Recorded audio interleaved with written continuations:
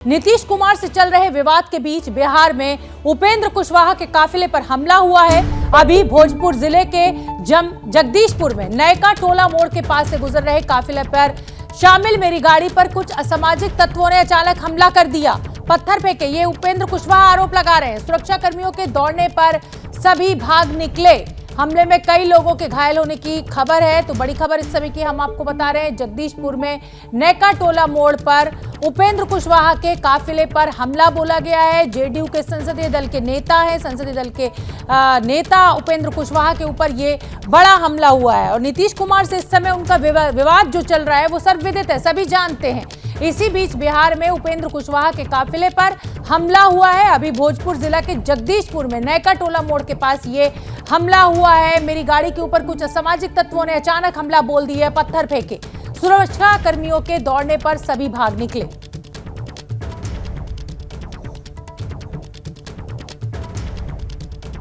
प्रकाश ज्यादा जानकारी लिए हुए जुड़ रहे हैं। प्रकाश, क्या अपडेट इस खबर को लेकर? उपेंद्र कुशवाहा कह रहे हैं कि मेरे ऊपर हमला बोला गया, पुलिस क्या कह रही है?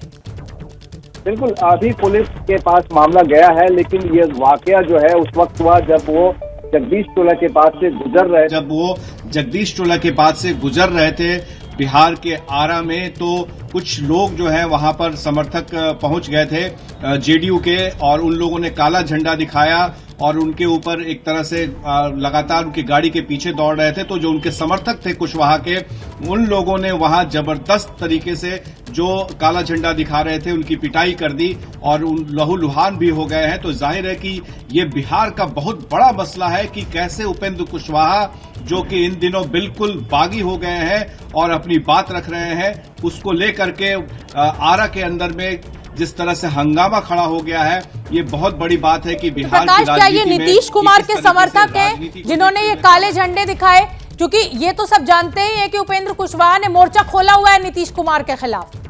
तो क्या ये नीतीश कुमार के समर्थक है? क्या जानकारी मिल पा रही है?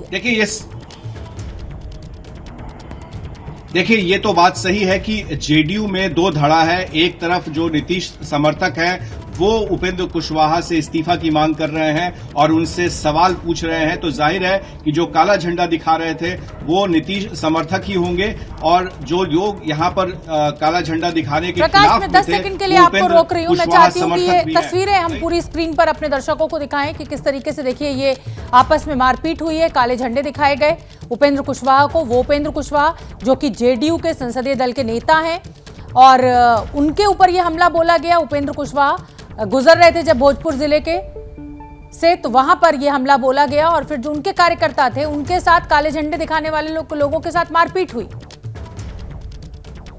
और अब ये पूरा मामला पुलिस में पहुंचा है। जी प्रकाश। तो बिहार में जिस तरह की राजनीति हो रही है, जेडीयू में दो धड़े आमने सामने हैं। तो ये एक तरह से ये जो वाकया है ये बता रहा है कि ये किस ओर बढ़ रहा है, कितना खतरनाक होता जा रहा है। उपेंद्र कुशवाहा ने ट्वीट करके जानकारी दी कि उनके काफिले पर हमला हुआ है और उन्होंने दावा किया है कि जो लोग उनके ऊपर हमला कर रहे हैं उसका खुलासा वो कल दोपहर में 12 बजे प्रेस कॉन्फ्रेंस करके करेंगे कि किस तरीके से उनको निशाने पर लिया जा रहा है। हालांकि जो समर्थक जो काले झंडे दिखा रहे थे वो ये दावा कर रहे थे कि वो लोकतांत्रिक तरीके से काला झंडा दिखाकर प्रदर्शन कर रहे थे, लेकिन उपेंद्र कुशवाहा के समर्थकों ने उनकी जबरदस्त पिटाई कर दी, जिससे वो लहूलुहान हो गए। बहुत बहुत धन्यवाद प्रकाश इस पूरी जानकारी के लिए। तो भारत की बात में आगे बढ़ेंगे। कल ओडिशा के स्वास्थ्य मंत्री की उन्हीं के सुरक्षा कर्मी के हाथों हत्या से पूरा देश हैरान है। देश ये जानना चाहता है कि जिस शख्स ने कंधों पर नवकिशोर दास की सुरक्षा की जिम्मेदारी थी, उसने मंत्री का कत्ल क्यों किया। इस घटना की शुरुआत पड़ताल के बाद जो खुलासा हुआ वो बेहद चौंकाने वाला है। देखिए मनोज्ञा लोईवाल की यह खास रिपोर्ट। क्या 1984 में पूर्व प्रधानमंत्री इंदिरा गांधी की हत्या में हुई सुरक्षा चूक फिर दोहराई गई? क्या ओडिशा के स्वास्थ्य मंत्री नवकिशोर दास की हत्या घोर लापरवाही का नतीजा है? ये सवाल इसलिए क्योंकि इंदिरा गांधी की तरह ही ओडिशा के बड़े लोकप्रिय नेता को उनके सुरक्षा कर्मी ने ही गोली मार दी और पुलिस महकमा इसे भांपने में नाकाम रहा। इस मामले में ऐसा चौंकाने वाला खुलासा हुआ है जो आपको हैरान कर देगा। नवकिशोर दास की हत्या के आरोप में पुलिस ने जिस एएसआई गोपाल कृष्ण दास को गिरफ्तार किया है, उसके मनोरोगी होने का दावा किया जा रहा है। ये दावा भी कोई और नहीं, गोपाल की पत्नी और उसके डॉक्टर्स कर रहे हैं। तांकर माइंड टिके ये थिला खराब थिला दी माइंड रे ट्रीटमेंट होउतिले एटा 7-8 वर्ष होला ट्रीटमेंट होउतिले 8-10 वर्ष तले मो पाखरे वर्षे खंडे रेगुलर आसिक चिकित्सा होउतिले तांकर लक्षण भी बहुत कमी जाइतिला तापरे रोग न बाहरिया पे हमें औषध दउतलु। इस खुलासे के बाद ओडिशा का पुलिस विभाग सवालों के घेरे में है। मंत्री की सुरक्षा से लेकर बाइपोलर डिसऑर्डर के शिकार एएसआई को रिवॉल्वर देने पर प्रश्न चिन्ह खड़ा हो गया है। इतना ही नहीं, गोपाल कृष्ण दास को झारसुगुड़ा जिले के ब्रिजराज नगर में चौकी इंचार्ज भी बना दिया गया और इसने अपने ही चौकी इलाके में मंत्री को गोली मार दी और प्रोटोकॉल में तैनात दूसरे अफसर उसकी मानसिक स्थिति को भाप तक नहीं पाए। जब एक पुलिस का ऑफिसर एक मिनिस्टर को अटैक करता है और उनका मौत हो जाता है तो राज्य का लॉ एंड ऑर्डर का प्रति ये सवाल खड़ा जरूर करेगा। ये दुख की बात है जो मीडिया में भी निकला था कि साइकेट्रिक पेशेंट था, तो क्या सच है क्या है और इन्वेस्टिगेशन का बाद ही निकलेगा। फिलहाल ओडिशा सरकार ने नवकिशोर दास की हत्या की जांच के लिए एसआईटी बना दी है। पुलिस हर एंगल से घटना की जांच कर रही है। अपने ही सुरक्षा कर्मी द्वारा किसी नेता या मंत्री की हत्या या इस तरह की गोली चलाने की घटना भारत में पहली बार नहीं है, लेकिन ओडिशा में पहली बार है और इसने पूरे राज्य और देश को एक बार फिर झकझोर दिया है। क्योंकि अब सवाल उठ रहे हैं कि क्या पुलिसकर्मी प्रेशर में या टेंशन में काम कर रहे थे। टेंशन और प्रेशर उनकी जीवन का एक हिस्सा रहा है, लेकिन क्या इसका हल इस समय खोजना बहुत ज्यादा जरूरी हो चुका है। फिलहाल इसके जवाब जांच में ही मिलेंगे, लेकिन उससे पहले राजनीति शुरू हो गई है, क्योंकि सवाल बीजेपी और कांग्रेस दोनों ने उठा दिए हैं, ये कहते हुए कि ये बीजेडी सरकार की विफलता उजागर करता है। जवाब मिलने अभी बाकी है। कैमरा पर्सन सूरज पांडे के साथ मनोज्ञा लोईवाल, भुवनेश्वर, एबीपी न्यूज।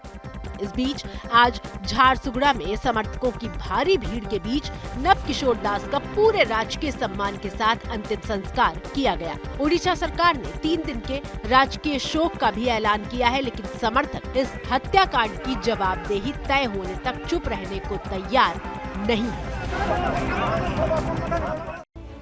तो भारत की बात में रुक अगली खबर का। भारतीय सेना के शौर्य की कहानियां तो आपने खूब सुनी होंगी, लेकिन आज हम आपको ऐसी तस्वीर दिखाएंगे जिसे देखकर आपका सीना गर्व से चौड़ा हो जाएगा। भरोसा हो जाएगा कि हिंदुस्तान का इकबाल हमेशा बुलंद रहेगा। ये तस्वीरें आपको दुश्मन की तबाही का ट्रेलर दिखाएंगी। तो सीधे लिए चलते हैं आपको दिल्ली से 1282 किलोमीटर दूर महाराष्ट्र के देवलाली में।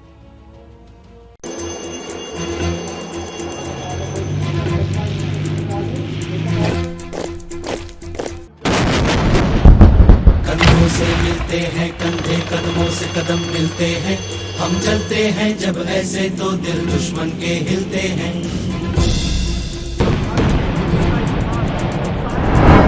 ये दुश्मनों के दिलों में खौफ भरने वाली तस्वीरें हैं। हम चलते हैं जब ऐसे तो दिल दुश्मन के हिलते हैं। ये भारतीय सेना के फौलादी इरादों का प्रदर्शन है।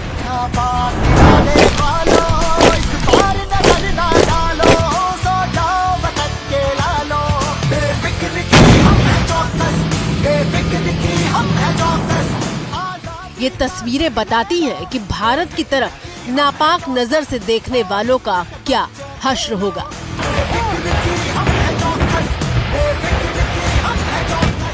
महाराष्ट्र के नासिक में मौजूद देवलाली फील्ड फायरिंग रेंज में 2 दिन के युद्धाभ्यास में थल सेना ने दुनिया को दिखाया कि उसके तोपखाने की क्या ताकत है। नासिक जिले के देवलाली में तोपची का आयोजन किया जाता है।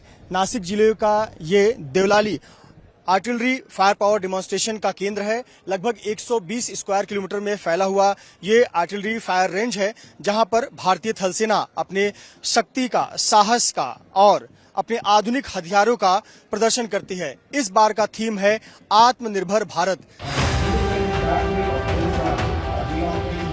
एक्सरसाइज तोपची में हर कैलिबर की आर्टिलरी गन से सटीक फायरिंग का मुजाहरा किया गया, चाहे वो 17 से 20 किलोमीटर तक मार करने वाली इंडियन फील्ड गन और लाइट फील्ड गन हो, या फिर 27 से 40 किलोमीटर तक मार करने वाली 133 mm Soltam towed gun,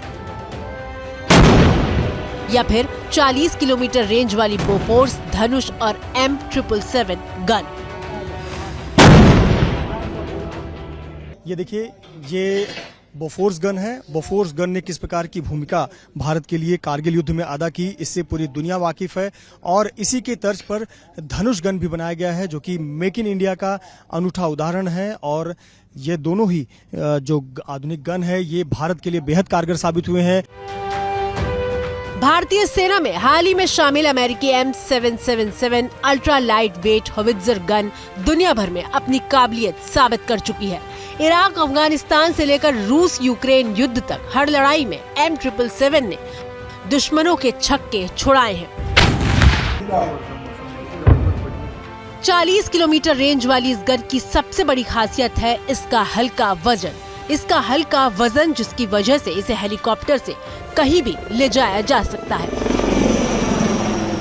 पिछले 22 साल की अगर बात करें तो जो भी 22 साल में युद्ध हुए हैं, चाहे अमेरिका का इराक पर युद्ध हो, चाहे अफगानिस्तान वॉर हो, सीरिया वॉर हो, या फिर मौजूदा समय में रशिया यूक्रेन वॉर हो, इसका इस्तेमाल इन युद्ध में किया गया है।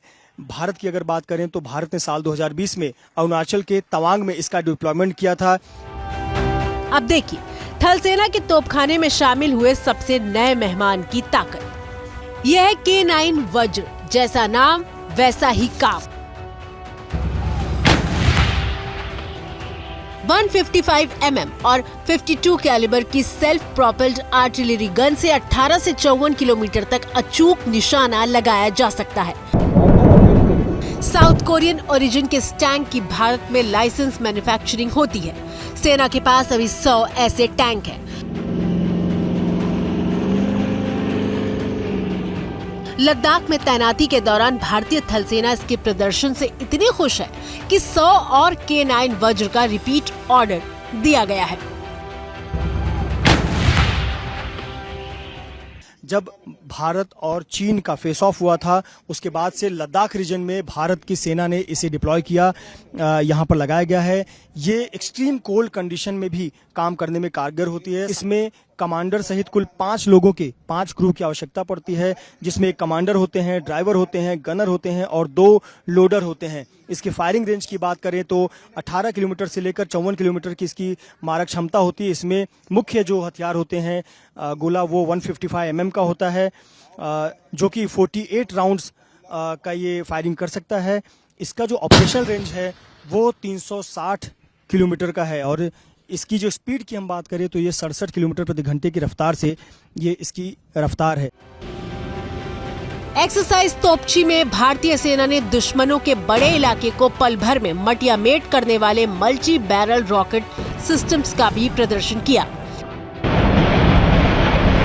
BM-21 ग्रैड और SMERCH से निकले शोलों ने पूरे इलाके को धूल और धुएं के गुबार से भर दिया।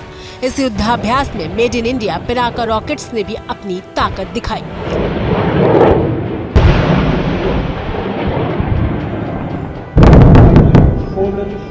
इंडियन फील्ड गन, ये आपने मल्टी रॉकेट लॉन्चर सिस्टम किस प्रकार से दागा गया, इसकी तस्वीरें आप देखिए। पूरा इलाका दहल गया है,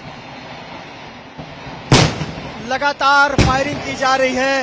ये है भारत का पराक्रम, भारत की क्षमता, और अलग अलग हथियारों से किस प्रकार से शक्ति प्रदर्शन किया जा रहा है, चाहे वो लाइट हॉविट्जर हो, अल्ट्रा लाइट हॉविट्जर हो, या फिर सोल्टम हो, या फिर बोफोर्स तोम हो, धनुष हो, या फिर K9 वज्र टैंक हो। इन सब से फायर पावर का एक प्रदर्शन किया गया। हिंदुस्तान आर्मी की काबिलियत को बढ़ाता है हिंदुस्तान की आर्टिलरी, और आत्मनिर्भरता का जो जोर है उसमें हम सबसे आगे हैं, और पूरी उम्मीद है कि हम और भी आत्मनिर्भर बनेंगे और दुनिया के किसी भी देश के डिपेंडेंट नहीं रहेंगे, ताकि हम किसी भी चैलेंज को अपने बलबूते पे संभाल सकें। देवलाली फील्ड फायरिंग रेंज में 2 दिन तक चले इस युद्धाभ्यास में सेना ने पैरा ट्रूपर्स की मदद से दुश्मन के इलाके में हमले को अंजाम देने और हेलीबॉर्न ऑपरेशन की काबिलियत भी दिखाई।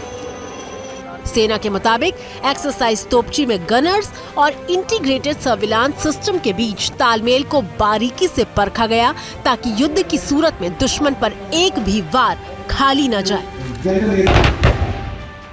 साल का पहला महीना खत्म होने को है, लेकिन मौसम ने एक बार फिर करवट ली है। पहाड़ों पर भारी बर्फबारी हुई तो मैदानों पर बारिश के साथ साथ ठंड भी बढ़ चुकी है।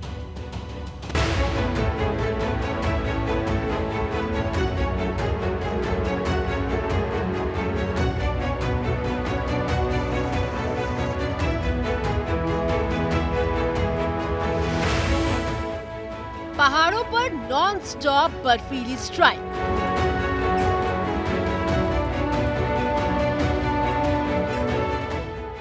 बर्फ की चादर से सड़क हुई गुलजार।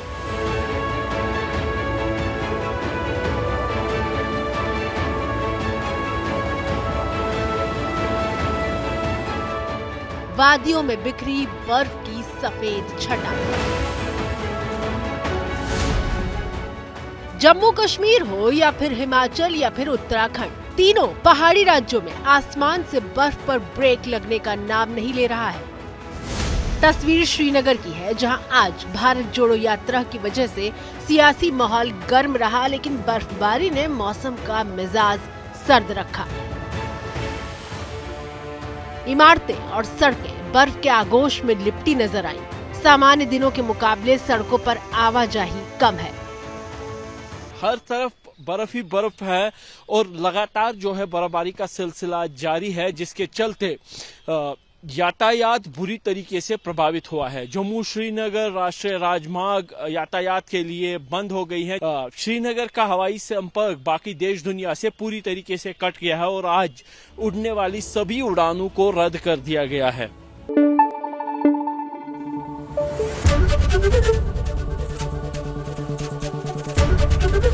एबीपी न्यूज आपको रखे आगे।